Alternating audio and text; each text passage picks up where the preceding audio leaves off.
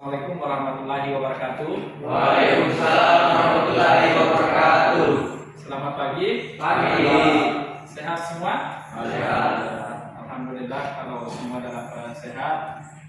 Ya, syukur Allah Subhanahu wa taala karena teman-teman mahasiswa ini hadir dalam pembelajaran kita pada pagi hari ini. Selawat dan taslim kepada junjungan Nabi Muhammad SAW sebagai contoh suri teladan untuk kita semua. Nah, sebelum kita masuk ke materi pembelajaran, mungkin sebaiknya sebagai wujud kebertuhanan kita ya, kita dengarkan dulu pembacaan doa dari saudara Anis ya. Waktu dan tempat dipersilakan Anis. Baik, sebelum kita memulai materi kita pada hari ini, mari kita bersama-sama menundukkan kepala sejenak, sembari bermunajat kepada Allah Subhanahu wa taala. Semoga pelajaran yang kita terima pada hari ini bisa memberikan manfaat pada diri kita sendiri, sehingga nantinya bisa kita aplikasikan dalam kehidupan sehari-hari. Bismillahirrahmanirrahim. Alhamdulillahirabbil alamin. Arrahmanirrahim. Maliki yaumiddin. Iyyaka na'budu wa iyyaka nasta'in. Ihdinas siratal mustaqim. Siratal ladzina an'amta 'alaihim ghairil maghdubi 'alaihim waladdallin. Rabbi zidni ilma warzuqni rahmah. Amin. Amin ya rabbal alamin. Ya, terima kasih ya, Anis. Jadi ya, sebaiknya memang dalam kita melakukan aktivitas ya, apapun aktivitas kita berusaha mengawali dengan doa supaya itu apa yang kita lakukan berberkah di mata Tuhan ya, masuk kita mana-mana ya, bisa berkah dengan dahulu ini. Ya, jadi pada pembelajaran kita kali ini kita akan membahas terkait dengan kopling ya. Kopling. Jadi akhir-akhir ini ya, sebelum kita masuk sedikit kita koplingnya, kita berbicara akhir-akhir ini kondisi Makassar, Sulawesi Selatan pada umumnya ya dilanda dengan ya beberapa kejadian alam ya, hujan lebat yang mengakibatkan banjir, tanah longsor. Nah, itu mungkin sehingga ada satu teman kita ini yang tidak hadir, guys. Kalau minggu lalu Bang Fira yang tidak hadir. Nah, mungkin bisa disampaikan dulu kenapa Bang Fira tidak hadir? Kebetulan Pak longsor dekat rumah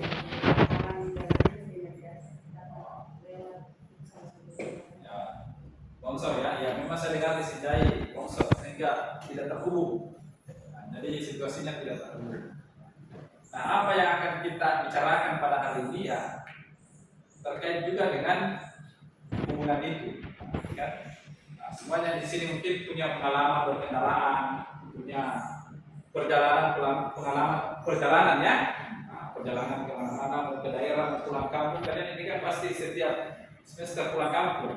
Nah, bisa saja dalam perjalanan pasti ada yang menggunakan motor ya, ada juga yang menggunakan mobil. Nah, ada yang tahu kalau misalnya di mobil kan agak berbeda sedikit lah, meskipun secara prinsip. Karena mungkin agak lebih mudah motor kali dikendarai kan, kalau dibanding dengan mobil. Ya. Meskipun mobil itu ya pasti lebih bagus, kalau motor ya kalau dari standar 2 ya nggak bagus berdirinya, pasti miring. Nah, di sana ada berbagai macam mekanisme yang berjalan ya di mobil. Nah, ada yang ingin bercerita sedikit terkait pengalamannya dalam hal berkendaraan, khususnya mengenai yang menghubungkan antara mesin dengan transmisi. Ya, silakan. Ada? Ya, silakan. Oh, siapa? Aga? Ya, silakan. Baik, terima kasih atas waktunya. Sebelumnya perkenalan saya akan saya lantar. Baik, dalam pengalaman saya mengendarai kendaraan, khususnya manual kopling. Baik, yang pertama itu kaki kiri, khususnya mobil ini ya. Yang pertama itu kaki kiri selalu berada di tuas kopling, dan dengan memasukkan persneling harus menekan full kopling.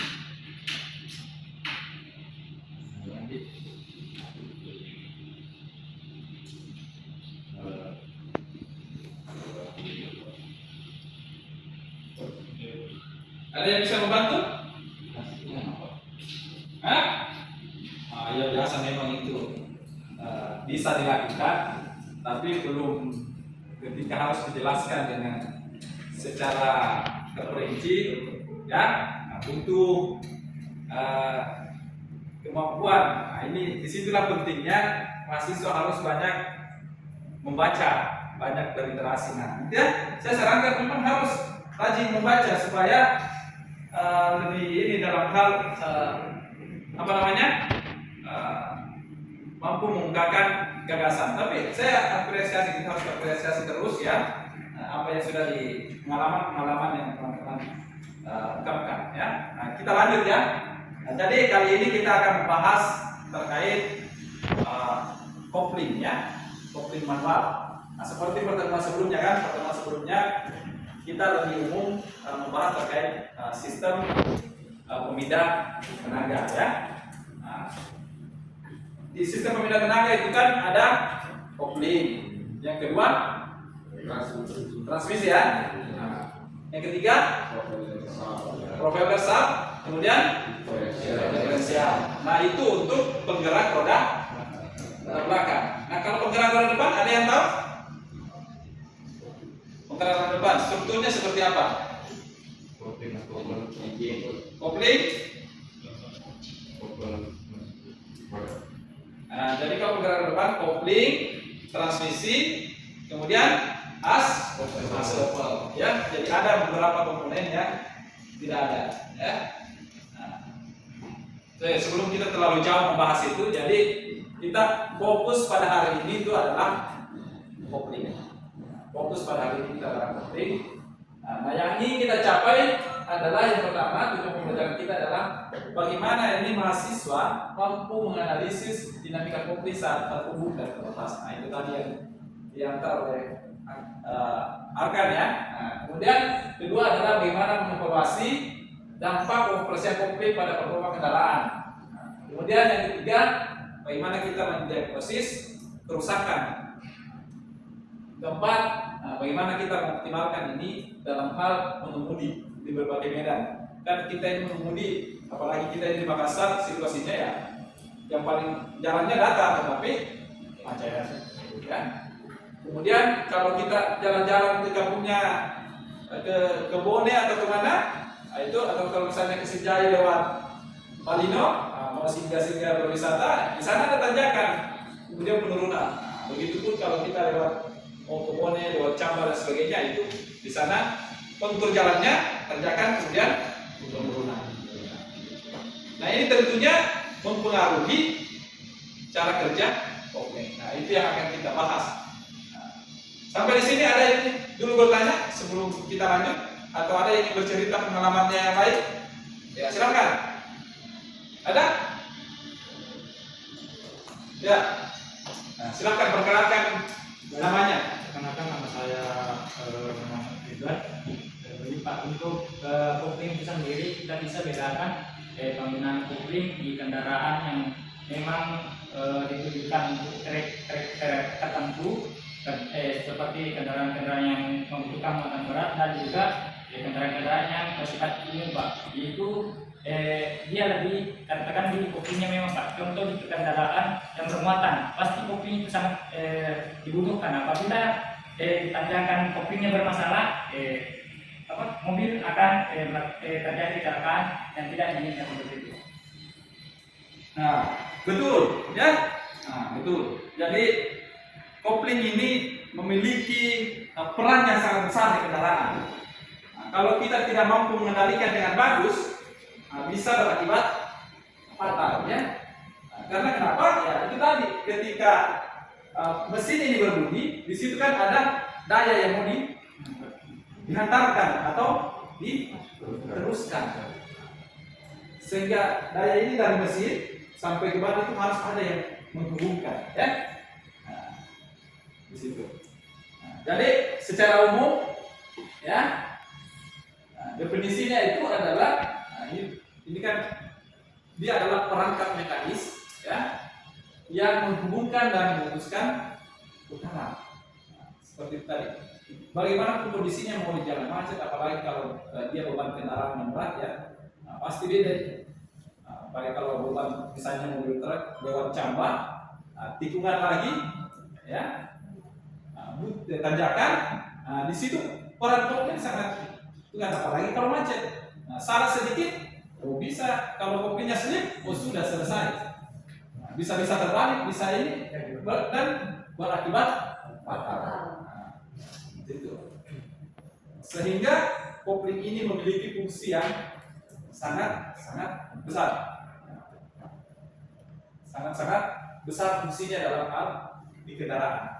Jadi kopling ini biasa kalau kita berkendaraan, koplingnya slip berarti komponen-komponen yang ada pada kopling itu sudah mengalami keausan ya, pada kampas kopling, pegas diafragma, ya, sehingga ketika kita melakukan tekanan, itu pegas diafragma tidak lagi berfungsi dengan bagus. Termasuk bearingnya kalau sudah aus, itu mempengaruhi kinerja. Jadi itu. Nah ini memang itulah saya bilang tadi. Saya yakin teman-teman ini punya banyak pengalaman kasus-kasus dan itu muncul sekarang kan. Artinya ini saya tidak meragukan bagaimana teman-teman berproses. Nah, tetapi secara umum ya, fungsi kopling itu kurang lebih 3 ya. Nah, yang pertama adalah menghubung dan memutuskan putaran, ya, daya, ya. Jadi putaran ini kan pertanyaan sebelumnya kan sudah jelas bahwa di situ di engine itu kan ada daya dan ada torsi kan. Nah, kalau di sini itulah yang dihubungkan, diteruskan.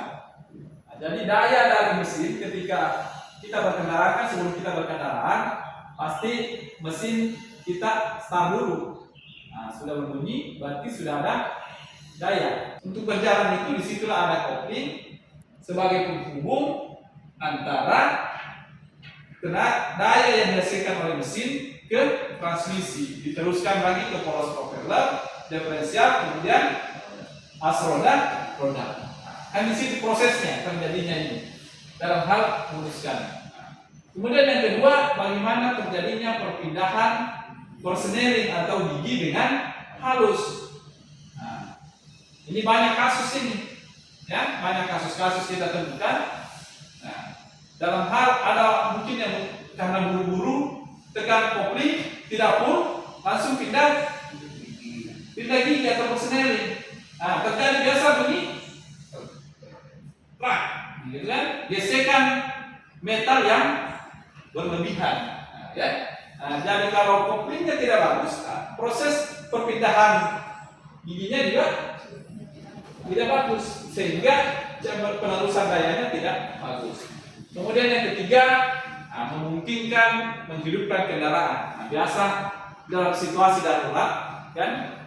Dalam situasi darurat, kunci kontak misalnya alat visual, nah itu ada kemungkinan kita menghidupkan kendaraan kalau koplingnya berfungsi dengan baik. Tapi kalau tidak juga ya susah juga bunyi. Nah, di situ. Makanya kasusnya misalnya biasa kalau mobil, di situ bedanya antara mobil manual dengan metik kan. Nah, mobil manual dengan metik di situ salah satu perbedaannya. Kalau fungsinya di kopling. Kalau metik, suap akinya sudah selesai. Semua tidak bisa. Kalau di tengah jalan macet, tidak ada lagi teman apa, semua kita tidak bisa. Tapi kalau mobil manual, kopling manual, yang jelas ada yang membantu mendorong 1-2 orang, nah itu bisa berbunyi, berjalan. Nah, kan seperti itu, ya. Selanjutnya adalah prinsip pengoperasian kopling. Ini kan ada, kalau kita berkendaraan ini ya, kita pasti harus memperhatikan berbagai macam hal, karena di sini di kopling ini kan ada cara kerjanya, tidak bisa kita menekan saja langsung angkat saja, tidak bisa. Jadi prinsip pertama adalah prinsip gesekan. Jadi cara bekerjanya itu adalah gaya gaya gesek, ya. Jadi di gaya gesek itu ada yang bisa membantu saya? Komponen-komponennya dulu mungkin sambil kita menjelaskan ini. Meskipun komponennya kayaknya pembahasannya di belakang. Nah, atau ada yang bisa menyebutkan dulu mungkin komponen-komponennya? Nah, ada? Ya silakan. Bekas diafragma, Bekas diafragma, bantalan, flywheel, kampas kopling. Nah, masih ada yang bisa menambahkan? Masih ada kurang lebih 2 atau 3 komponen. Apa? Ya, Pedal kopling, pedal kopling, master kopling. master kopling ya. Nah itu komponen-komponennya. Nah, kan komponen-komponennya ini kan terpisah-pisah. Kalau yang pas melengket di mesin adalah flywheel. Nah, orang sebut roda gila. Nah, flywheel. Ya kemudian, nah di situ yang terpenting dari kopling ini sebenarnya secara semua komponen penting, tetapi yang paling dekat penghubungnya ini adalah flywheel yang melekat di mesin. Kemudian setelah flywheel kampas kopling, kemudian bekas diafragma ya, atau matahari. Disitulah, nah ini kampas kopling ini yang berputar, ya kan? Kalau bekas diafragma, paten dia kan di situ. Kemudian matahari ini juga paten. Nah, jadi kemudian ada bearing, ada tuas penekannya, ya kan? Ditekan, nah disitulah terjadi gaya gesek. Nah, di pada kampas kopling inilah yang terjadi gesekan. Di situ ada dia seorang berkendaraan, ya, ada dia seorang berkendaraan, dia tidak terlalu perhatikan, lama menekan kopling, tekan gas, akhirnya gaya geseknya berlebihan. Nah, hadir bau apa biasa yang muncul? Bau hangusan. Akibatnya seperti itu. Nah kalau ini sering terjadi apalagi di tanjakan, nah itu tadi bisa cepat slip. Kalau sudah sering terjadi bau hangus, pasti struktur di kampas kopling itu berubah. Nah, ini kan di situ ada asbes apa, tetap tahan panas, tapi yang namanya sering kena panas ya pasti cepat aus ya, berubah strukturnya. Di situ juga ada gaya penjepitan. Karena tidak bisa diterbitkan gaya ini, kalau untuk meneruskan daya hubungan tadi harus dijepit dulu supaya putaran itu berkurang sehingga bisa terjadi perpindahan. Kan harus diturunkan putaran mesin. Nah, jadi salah satunya kan ketika berhubungan ditekan itu berarti otomatis putaran mesin turun, nah, sehingga bisa terjadi perpindahan seperti ini. Nah, kemudian itu tadi, ketiga adalah transfer torsi. Transfer torsi. Nah, yang keempat adalah kontrol sweep ya. Nah, sampai di sini ada yang ingin bertanya lagi? Ada yang mau bertanya? Saya Pak, Ya silakan, Sahril. perkenalkan nama saya Muhammad Syahrir. Saya ingin bertanya mengenai ketebalan pada kopling. Berapa standar ketebalan kampas kopling yang baru dan kampas kopling pada saat sudah digunakan, maksimalnya berapa? Ya. Ada yang ingin menjawab? Ada? Ya, silakan. Untuk ketebalan kampas kopling baru itu dia ketebalannya 2,8 sampai 3,2. Untuk batas minimalnya itu di bawah 2,0. Adapun kalau biasa terjadi di depan yang saya lihat itu ada paku peling. Jika dia sudah bergesekan itu harusnya sudah diganti. Begitu. Ya. Nah. Oke, dari di situ kan di kampas kopling ya. Ketebalan umum ya, nah, sudah sama cocok itu tadi yang disampaikan. Nah, yang diukur ketika kita melakukan pengukuran kampas kopling itu kan yang paling sering diukur adalah dari paku kelin ke luar itu. Nah, standarnya itu orang biasa melihat nanti setelah gesekan antara paku kelin dengan kampas baru berhenti dia pakai, padahal tidak. Tidak boleh antara metal dengan metal bergesekan karena pasti membuat alur. Nah, makanya dia spesifikasinya adalah ketika standarnya sudah di bawah 0,3 mm itu sudah tidak layak digunakan. Itu dari ukuran paku kelinnya. Karena ketebalan dari paku kelin ke kampas kopling dari paku kelin kan dua sisi masing-masing itu kurang lebih 0,6. Nah, di luar paku kelinnya. Jadi 0,6 dengan 0,6 berarti 1,2. Ukuran paku kelinnya itu kurang lebih juga seperti itu sehingga kurang lebih 2,8 sampai 3,2. Kan seperti itu. Betul. Kemudian sekarang dalam pengoperasian kopling itu ada 3 medan yang selalu ini. Kita masuk bagian-bagian akhir ya. Ada 3. Yang pertama itu adalah kondisi jalan datar. Beda itu pengukuran kopling. Kondisi jalan datar. Kedua adalah tanjakan. Ketiga adalah penurunan.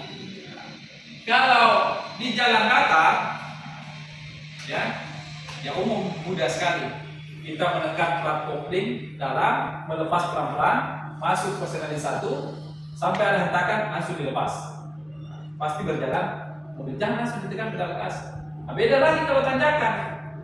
Di jalan menanjak, itu yang penting. Ini yang rawan nih di jalan menanjak, kan? Berarti kita harus menekan plat kopling full. Nah, tetapi posisi kaki kanan ini kan umumnya kalau yang datar kopling dengan gas saja kakinya. Nah, kalau di tanjakan tiba berhenti berarti posisi kaki adalah direm dengan kopling. Nah, biasa orang menggunakan rem bantu, rem tangan. Ada juga yang tidak yang tiga. Tapi kalau tanjakannya ya jangan ambil tindakan keamanan menggunakan rem tangan. Nah, seperti itu. Kalau di penurunan tidak. Kita pasti harus mengurangi percepatan karena yang dibutuhkan adalah traksi. Harus karena beban kendaraan bisa kalau coba lipat di penurunan bahaya. Itu bahaya, ya. Itu bahaya dan bisa berakibat fatal, ya. Nah, jadi ada 3 kondisi yang harus betul-betul kita memahami itu.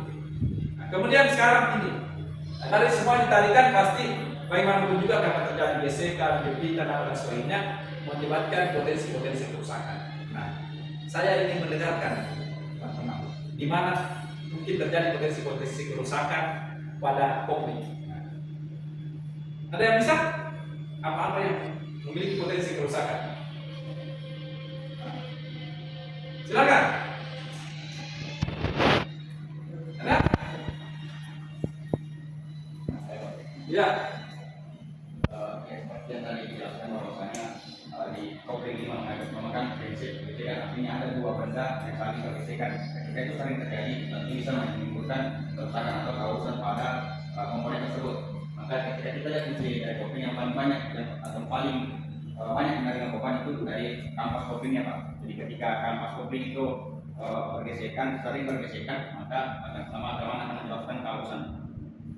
Oke, nah betul ya. Nah, itu paling potensial itu adalah kampas kopling. Kedua adalah bearing, ya, karena dia ditindih terus. Nah, oke.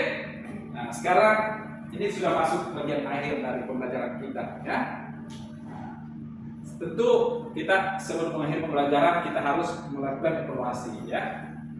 Apakah benar ada yang berhasil memahami pembelajaran kita pada hari ini? Nah, ada yang mau menyampaikan apa yang didapatkan? Ya silakan. Oh, Pak Pira ya? Oh iya, minggu lalu ini tidak datang tadi ya. Alhamdulillah. Ya, pelajari dengan bagus ini. Ya silakan.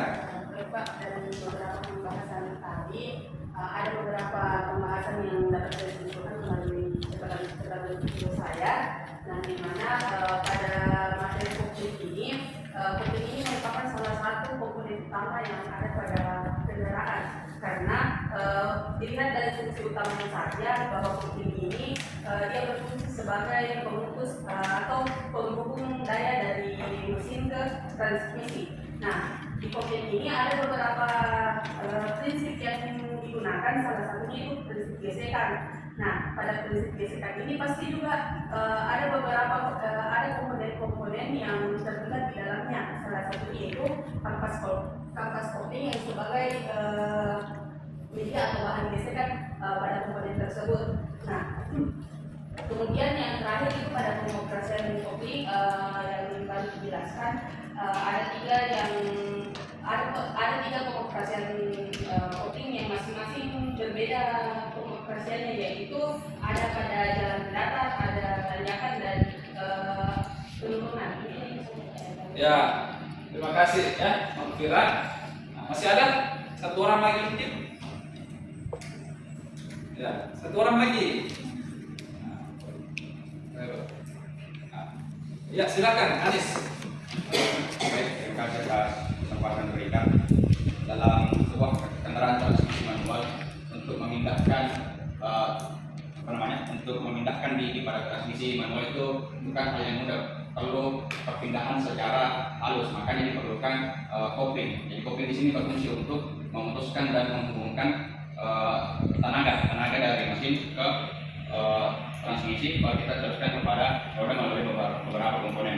Kemudian ada beberapa prinsip tadi yang dijelaskan pada kopling. Yang pertama menggunakan prinsip gesekan, kedua prinsip penjepit, transformasi daya, kemudian fungsi komponen-komponen yang ada dalam kopling ini. Yang pertama kita mulai dari pedal, kemudian baru ke master silinder, kemudian ada flywheel, keempat ada kampas kopling, kelima bagasi diafragma, kemudian keenam ada bearing atau bantalan.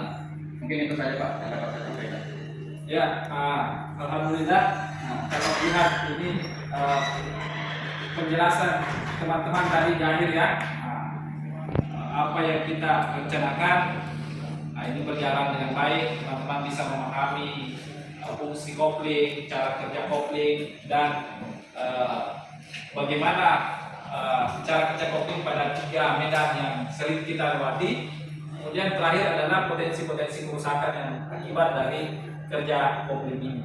Nah, setelah ini kita akan lanjutkan dengan materi kopling otomatis converter sebelum kita masuk pada praktikum ya. Nah, terlepas dari evaluasi yang tadi, nanti saya akan kasihkan evaluasi itu. Teman-teman harus membuat resume ya pembelajaran kita pada hari ini ya dengan maksimal 3 lembar ya. Nah, dikumpul minggu depan. Jangan berpikirlah sudah menjawab sudah ini, tidak, tetap harus ada evaluasinya, portofolionya dalam bentuk tugas review 3 lembar ya.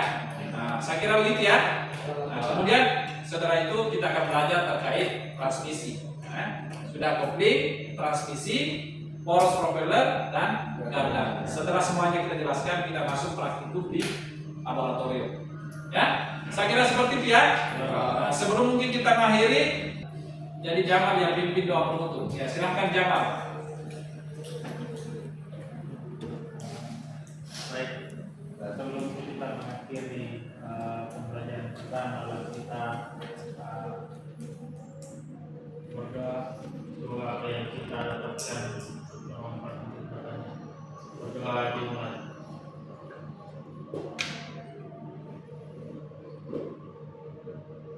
Doa selesai. Ya, terima kasih ya. Alhamdulillah semua perjalanan kita pada hari ini berjalan dengan baik. Saya akhiri billahi taufiq wal hidayah. Wassalamualaikum warahmatullahi wabarakatuh.